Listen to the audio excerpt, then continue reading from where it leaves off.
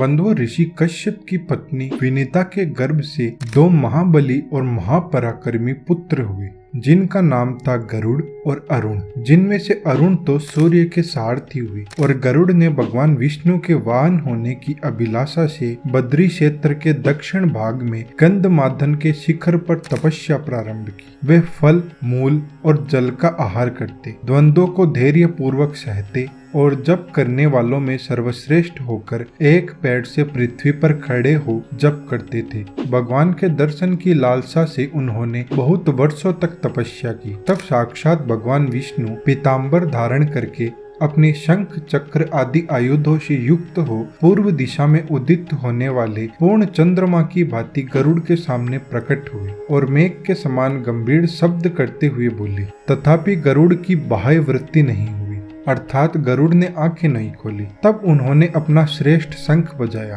पर उससे भी महात्मा गरुड़ का ध्यान नहीं टूटा। तब भगवान ने श्वास के साथ गरुड़ के भीतर प्रवेश करके उनमें बहिर्मुख वृत्ति पैदा करते हुए उन्हें बाहर आके प्रकट हुए। उस समय भगवान विष्णु को अपने सामने देखकर गरुड़ निर्भय हो गया। उनके संपूर्ण शरीर में रोमांच हो आया और उन्होंने हाथ जोड़कर भगवान की स्तुति की। महात्मा गरुड़ के इस प्रकार स्तुति करने पर भगवान विष्णु ने वहां त्रिपथ गामिनी गंगा को बुलाया। तब उस पर्वत के ऊपर साक्षात पंचमुखी गंगा प्रकट हुई। उन्हीं के जल से गरुड़ जी ने भगवान को अर्घ्य दिया और फिर वर मांगने के लिए भगवान के प्रेरित करने पर गरुड़ जी ने कहा, हे भगवान, मैं एकमात्र आपका वाहन हूँ और आपके प्रसाद से देवताओं और दैत्यों में से कोई भी बल एवं पराक्रम द्वारा मुझे जीत न सके। और जहाँ पर मैंने तपस्या की है वह शिला मेरे नाम से विख्यात होकर समस्त पापों का अपहरण करने वाली हो तथा इसके स्मरण से मनुष्य को कभी भी विष जनित व्याधि न हो। तदंतर भगवान तथास्तु कहकर अंतर्ध्यान हो गए।